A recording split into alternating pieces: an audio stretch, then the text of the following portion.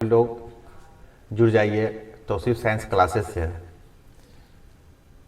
पिछले वीडियोस में हम लोग 9th बायोलॉजी चैप्टर नंबर 2 से स्टार्ट किए थे, यानी चैप्टर नंबर 2 उत्तक टिश्यू से स्टार्ट कर चुके हैं हम लोग।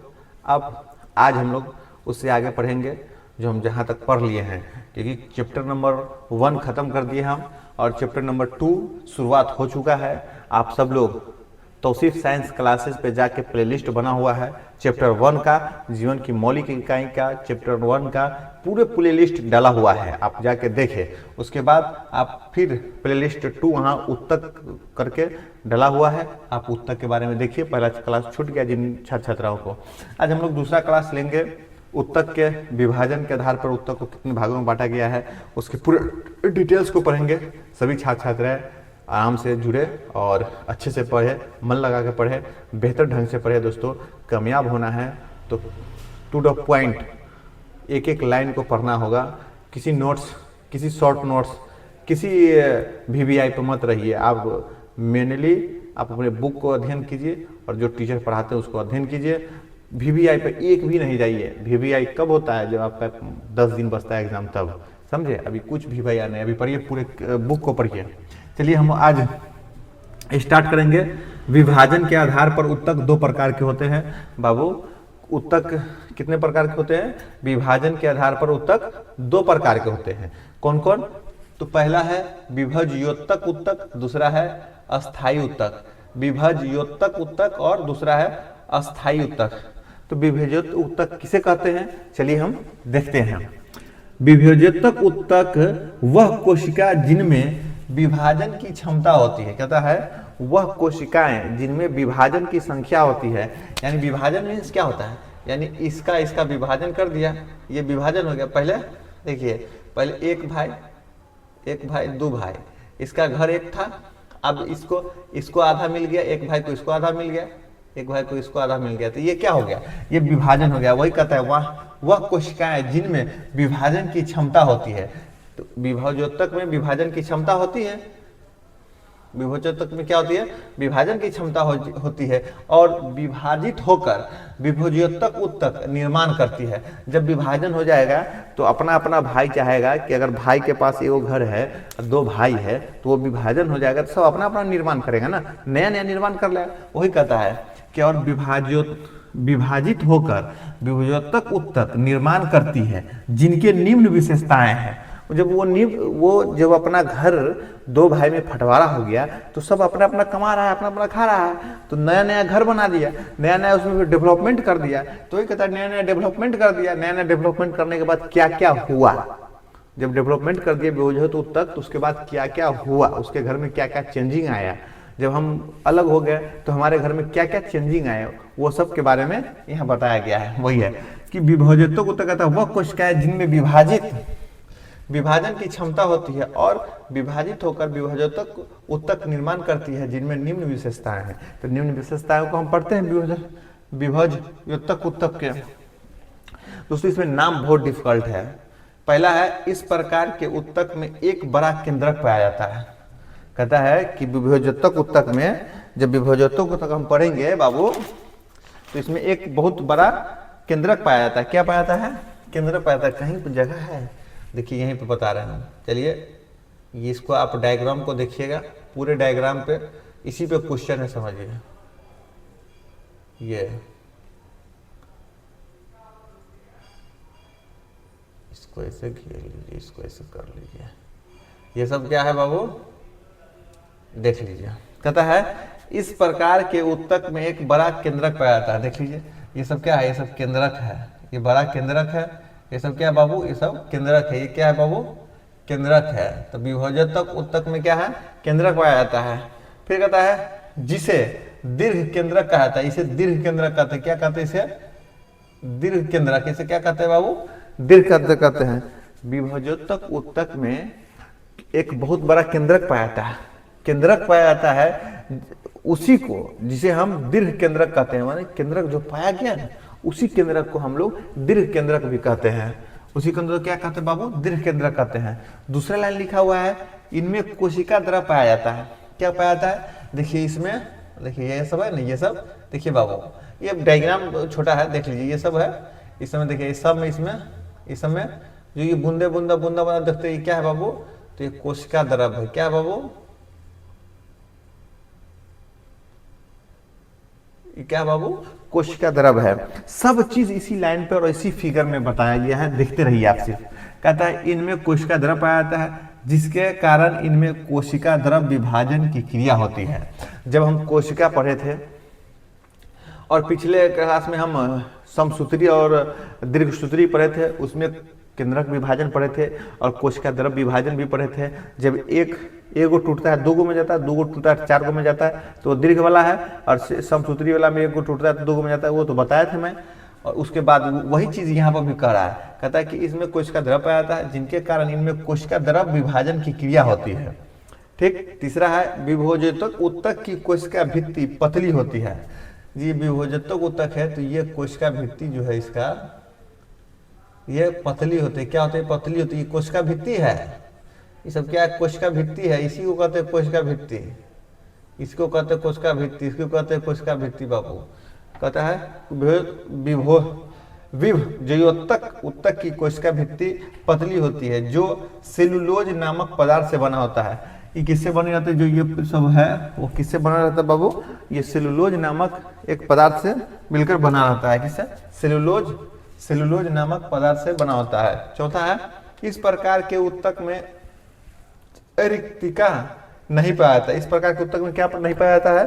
तो रिक्तिका नहीं पाया जाती। इस प्रकार के उत्तक में क्या नहीं पाया जाता है? तो रिक्तिका नहीं पाई जाती है। कहता यह कोशिकाएं आकार में अंडाकार होती है। देखिए, है कि नहीं? ये सब है कि नहीं? अंडाकार, ये सब तो कहता है ये कोशिका अंडाकार होती है, गोलाकार भी होता है। देखिए, गोलाकार भी है। ठीक। और बहुभुजाकार भी होती है, बहुभुजाकार भी होते हैं, ये सब बहुभुजाकार भी होती है और संरचना पाई जाती है। तो इसमें गोलाकार होता है, अंडाकार होता है और बहुभुजाकार होता है। फिर कहता है पांचवा, इन कोशिकाओं के बीच में अंतरा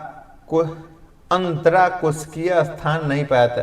यानी जब कोशिका 2 गो कोशिका होगा तो इसके बीच में अंतरा स्थान नहीं पाया जाता, यानी अंतरीय कोशिका इसमें नहीं पाया जाती। तो बाबू विभोजयोतक उत्तक के बारे में आप सब लोग पढ़े हैं, अच्छे से पढ़ें और इसको समझे हैं। पूरा फिगर भी, डायग्राम भी मैं बना दिया हूँ। अच्छे से आप लोग पहले इसको लिखिए, उसके बाद अगर कहीं प्रॉब्लम है तो तौसीफ सर के तुरंत आप कमेंट कीजिए। तौसीफ साइंस क्लासेस पे जाके तुरंत मैं इसका समाधान आपके तक पहुँचाऊँगा।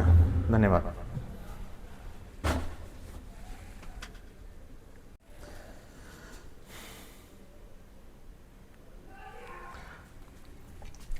चलिए बाबू, आप सब छात्राएं ने देखे हैं कि उत्तक को विभाजन के आधार पर 2 भागों में बांटा गया था, विभोजोत्तक और अस्थाई। विभोजोत्तक और अस्थाई। और अभी विभाजन के आधार पर पौधे को 3 प्रकार में बांटा गया है। कौन कौन? तो शीर्ष विभोजोत्तक, पार्श्व विभोजोत्तक और अंतर्विष्ट विभोजोत्तक। लेकिन पहले एक मैं डायग्राम बनाया हूँ, ये पेड़ का डायग्राम है, यानी पौधा, यानी क्या है बाबू? ये पौधा है, पौधा का डायग्राम है ये। आप सब लोग इस डायग्राम को जरूर देखें। बाबू देखिए, बहुत बारीकी से मैं बता रहा हूँ और आप सब लोग अच्छे से समझिए। देखिए, आप 9th में पढ़ रहे हैं, ये मुझे कोई मतलब नहीं है। आप 9th से 11th 12th और जूलॉजी ऑनर्स, बॉटनी ऑनर्स रखिए, उस समय पढ़ने का स्टाइल आपका क्या रहा है, मुझे ये देखना है। अगर आप तुरंत अभी समझ रहे हैं, अगर अभी अच्छे से समझ रहे हैं, तो समझिए आप हायर एजुकेशन में बहुत अच्छे प्रोफेसर बनिएगा, लेक्चरर बनिएगा। तो अच्छा से समझिए, एकदम बारीकी से समझिए, एक एक पॉइंट को समझिए बाबू। देखिए, जब हम पेड़ को उखाड़ के लाते हैं, अभी तो मेरे पास नहीं है, नहीं तो मैं दिखाता। अगर आप पेड़ को उखाड़ के लाइएगा, देखिए एक चीज़ से आपको बताना चाहता हूँ मैं। मेरे पास ये माइक, देखिए ये माइक है। जब ये पेड़ है, ये पेड़ को उखाड़िएगा ना बाबू, इस पेड़ को उखाड़िएगा तो देखिएगा ये जैसे ये बना हुआ है ऊपर से, देखिए ये लगा हुआ पट्टी, इस ऐसा ही झूमर जैसा, ऐसा ही सोड़ तोड़ सब निकल आता है पेड़ में। पेड़ में क्या निकल आता है बाबू? सोड़ तोड़ सब निकल आता है। तो इसी सोड़ को कहते हैं क्या? मूल रोम। जो पतले पतले सोड़ सब निकल आता है उसे कहते हैं बाबू मूल रोम। और जो बीच में रहता है ना, देखिएगा इसके बीच में, देखिए बीच में है ना, ये देखिए ये बीच में है, तो इसी बीच वाला को कहते हैं हम शीर्ष विभाजोत्तक। क्या कहते हैं बाबू? इस बीच वाला को क्या कहते हैं? शीर्ष विभाजोत्तक। और उसी में ये लग गया, देखिए बाबू अभी बता रहा हूँ, अभी सब चीज आप लोग के सामने होगा प्रैक्टिकल। ये देखिए ये लग गया, इसमें ये लग गया, तो ये सब क्या है? ये सब मूल रोम है। ये सब क्या है बाबू? मूल रोम। इसी के अंदर में है जो, या बाहर से देखिएगा गोला टाइप का जो निकलेगा, वो जड़ में एक ठो रहता है, उसे शीर्ष विभाजोत्तक या मोल गोप कहते हैं। मूल गोप कहते हैं, रूट कैप। इसे रूट कैप पहले कहिए आप, इसे क्या कहेंगे बाबू? पहले रूट कैप कहिए। उसके बाद देखिएगा इस पे जब आइएगा ना, तो यहाँ जड़ रहेगा। ये क्या बाबू? तो ये जड़ है। जड़ से ऊपर जाइएगा तो तना मिलेगा आपको, तना से ऊपर जाइएगा तो ये पत्ती मिलेगा आपको, पत्ती से ऊपर जाइएगा ऊपर के भाग में तो पर्रोह मिलेगा। अब इसी पौधे के आधार पर पहले इसको चार्ज में लगाना दो हमको, मेरा चार्ज मैक खत्म है। और इसी पौधे के आधार पर बाबू कहता विभाजन के पौधे के आधार पर 3 भागों में बांटा गया। जो मैं अभी मैक के एग्जाम्पल में दिखाया आपको, उसी के आधार पर ये पूरा फिगर बना हुआ है पादप का, यानी पेड़ का। तो पेड़ विभाजन के आधार पर पेड़ को 3 भागों में बांटा गया। कितने भागों में बाबू? पौधे को 3 भागों में बांटा गया। कौन कौन? तो शीर्ष विभोजोत्तक, यानी ऊपर जो रहेगा उसको कहते हैं शीर्ष विभोजोत्तक, बीच वाला रहेगा उसे पार्श्व विभोजोत्तक, नीचे वाला का रहेगा तो उसे अंतरस्थ विभोजोत्तक। देखिए मैं इस डायग्राम पर भी मदद बताऊंगा आपको, एकदम पूरा क्लियर होना चाहिए। जो पढ़ रहे हैं ना वो क्लियर होना चाहिए, एकदम पूरा कॉन्सेप्ट क्लियर कीजिए। विभाजन के आधार पर पौधे 3 प्रकार के होते हैं, शीर्ष विभाजोत्तक, पार्श्व विभाजोत्तक और अंतर्विष्ट विभाजोत्तक। अब बाबू शीर्ष विभाजोत्तक कहाँ पे होता है? पेड़ में मैं बता दिया, आप खोज सकते हैं, खोजिए। सब चीज हम ही बताए हैं, बताइए, खोजिए। नहीं खोजिएगा ना कोई बात नहीं, हम बता रहे हैं, लेकिन अगले बार से नहीं बताएंगे। अभी देख लीजिए, देखिए ऊपर जाइएगा आप, जहां पर पर्रोह देख रहे हैं, उस पूरे पर्रोह के भाग को हम क्या कहेंगे? शीर्ष विभाजोत्तक। क्या कहेंगे बाबू? शीर्ष विभाजोत्तक। उसके बाद हम आएंगे नीचे, तो ये पत्तियां में देखिएगा जो एक खाली स्थान, जैसे ये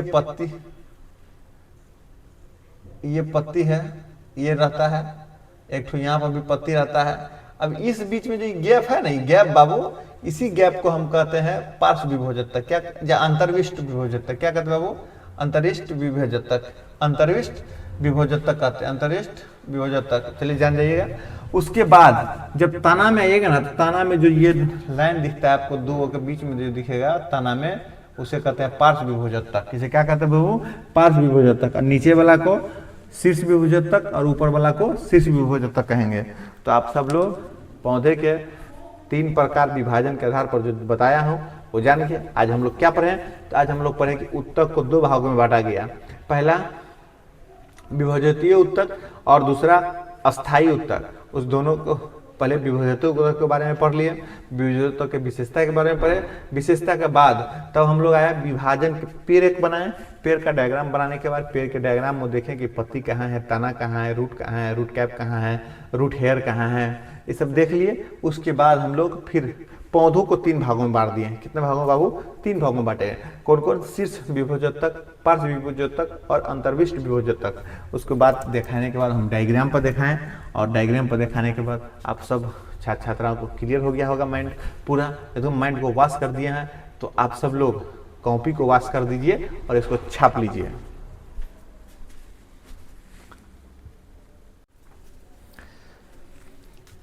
चलिए बाबू फिर रेगुलर करते हैं हम क्लास को।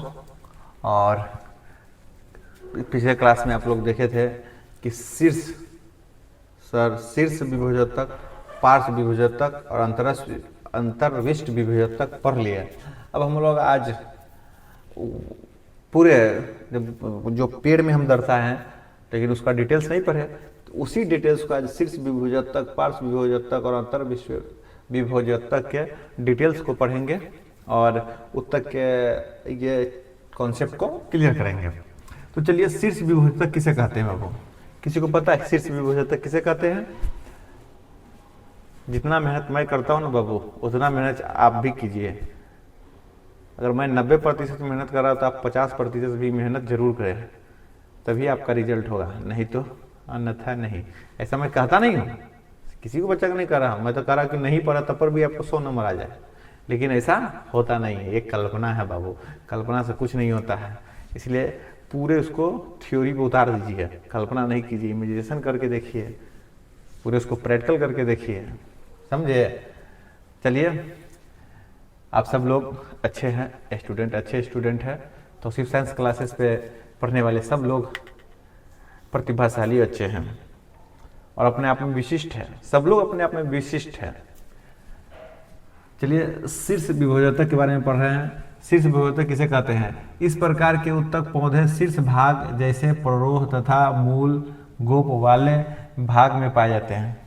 शीर्ष विभोजक जब मैं डायग्राम बनाया था, पेड़ का जो डायग्राम बनाया था इस पे, तो मैं बताया था कि शीर्ष के ऊपर वाला भाग को ही हम पेड़ के ऊपर वाला ही भाग को हम शीर्ष विभोजक कहते हैं, और नीचे वाला जो भाग था रूट कैप मूल गोप, उसी को हम शीर्ष विभोजक कहते हैं। तो नीचे और ऊपर के बारे में बता दिया।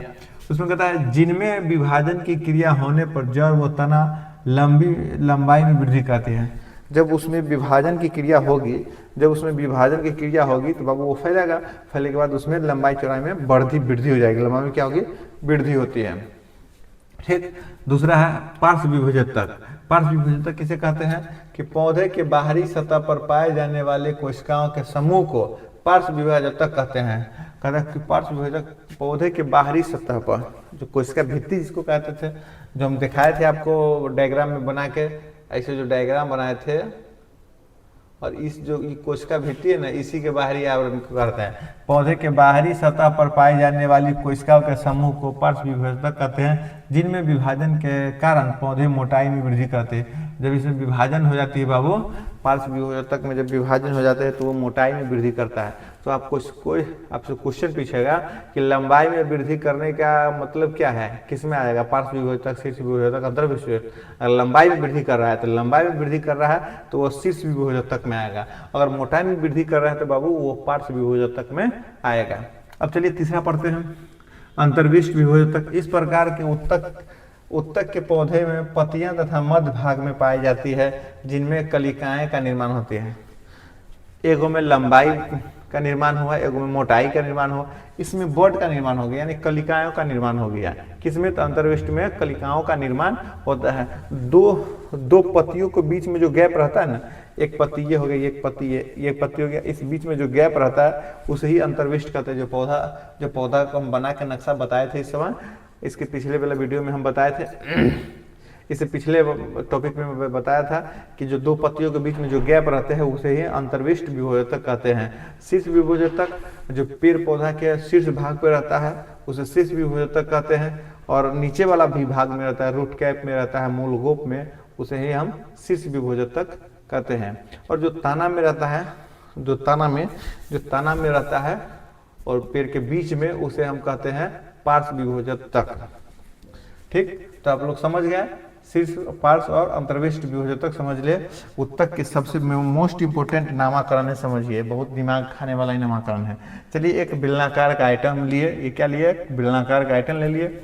उसके बाद इसको प्रतिच्छेद किए, ऊपर से नीचे काटे, इसको क्या काटे, ऐसे काटे, परी लाइन खड़ी लाइन दोनों में काटे, परी लाइन और खड़ी लाइन दोनों में काटे। फिर इसको तिरछा काटे। क्या काटे बाबू? एक बार ऐसे काटे, एक बार ऐसे काटे, और एक बार तिरछा काट दिए। तो देखिए, ये जो काटता है, ऐसे काटा, उस लाइन को हम कहते हैं लंबवत काट, LS। इसको क्या कहते हैं? लंबवत काट, LS कहते हैं। जो ऐसे काटा बाबू, देखिए ऐसे जो काटा है, ऐसे, उसको हम लोग कहते हैं क्षैतिज काट, TS। जो ऐसे काटा इसको क्षैतिज काट, TS कहते हैं। जो ऐसे काटा उसको लंबवत काट, LS कहते हैं। और जो बाबू ऐसे काटा दोनों पर, ऐसे, उसको क्या कहते हैं हम? तिर्यक काट, CS, तिर्यक काट, दोनों तरफ काटा, उसे क्या कहते हैं? तिर्यक काट।